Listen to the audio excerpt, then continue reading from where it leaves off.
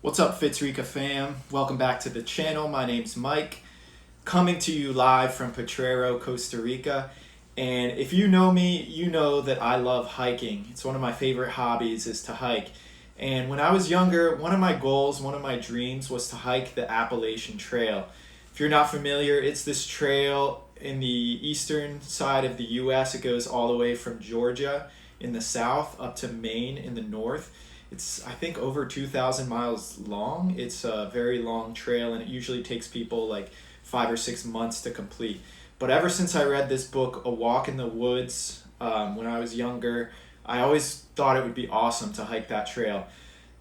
So the other day, I was on Tico Times, which is the English language news website here in Costa Rica, and I saw this article about the Camino de Costa Rica, and it kind of reminded me of like a Costa Rican version of the Appalachian Trail. So let's take a look.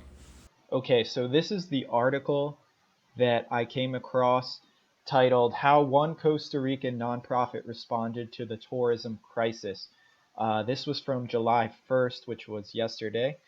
And I was really excited when I saw this. So it talks about this nonprofit called Mar a Mar, which is like sea to sea.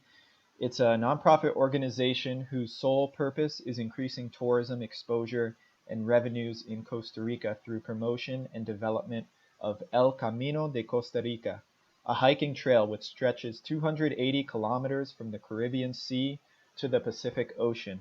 It's a true hiker's delight for both domestic and international tourists.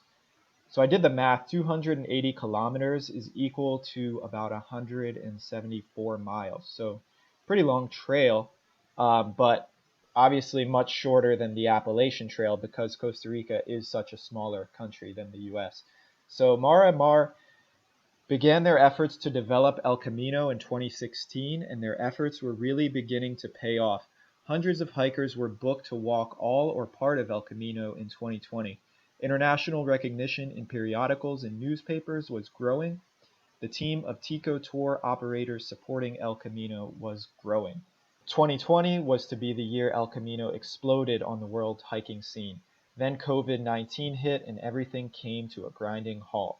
So this article goes on to talk a little bit more about how this nonprofit Mar Mar, what they're doing to support some of the local families that were supposed to generate revenue from helping hikers along the trail, giving them places to stay, meals, things like that. So providing services to people who came to hike the trail. And I'll leave a link to this article in the description box if you want to read a little bit more about this nonprofit. But let's take a look over at their website. So you can see their vision, a journey of adventure for the entire world from the Atlantic to the Pacific through rural communities in Costa Rica. Um, yeah, you can see their goals. It's really cool. I'll leave a link to this website as well. I thought the interesting part was looking at the map of the actual trail. So you start over here on the Caribbean side in Parisimina, which is, I've never been to this Caribbean side of Costa Rica. I'd love to go over to this side of Costa Rica. So you see, you start over here and you end all the way on the Pacific coast in Quepos. And you can see a journey of 280 kilometers in 16 days. So if it's about 170 miles, it's about 10 miles a day, which is a lot if you're carrying a backpack, obviously, and backpacking, but it's doable. Um, you can see from this map, there's a lot of elevation gain, especially in the first half, because Costa Rica, the whole middle of the country is basically a mountain range. There's volcanoes there, and it's very mountainous, and then it kind of slopes down from there to the coasts. So you can book a tour through this company. So yeah, I just thought this was really cool.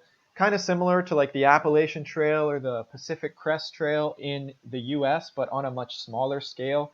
And honestly, like trying to tackle a 16-day hike, I think for most people is a lot more realistic than doing like a months long hike like one of those big ones in the US would be. Also, just the fact that you can go from the Atlantic Ocean to the Pacific Ocean and see both of those oceans all just on foot, it just sounds really cool to me. So there you have it, guys. El Camino de Costa Rica sounds like an awesome experience. If you're into hiking, backpacking, nature, you get to see so many different ecosystems, and Costa Rica has more biodiversity than almost anywhere else in the world. I'm sure it's an awesome hike. Obviously, this year with the whole pandemic, it probably is not attracting many people because tourists can't come from around the world. But maybe next year, 2021, we could see some people coming from around the world to hike this trail. I know as a hiker myself, it's something that one day I would like to at least attempt. I don't know if I could make it the whole way, but maybe part of it, 3 or 4 night backpacking trip. I think it'd be awesome. What do you guys think? Do you like hiking? If you do, leave me a comment down below. Would you like to try and tackle this trail? If not, smash like button on the video, subscribe to the channel. I'll see you guys in the next one. Pura vida.